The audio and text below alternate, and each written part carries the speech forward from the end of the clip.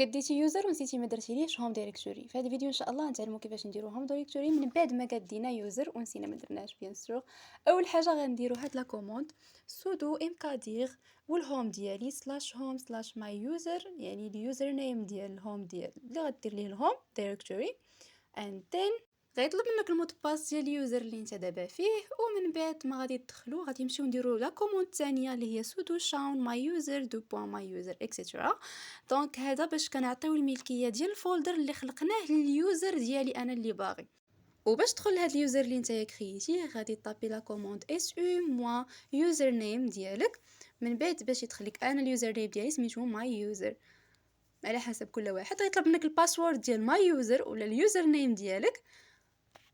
وباش تاكد فين نتايا بالضبط اين يوزر غدير هو ايا ما يطلع لك السميه ديال اليوزر اللي انت فيه. مثلا كون كنت في اليوزر القديم كان يطلع لي السميه ديال اليوزر القديم اللي كان عندي.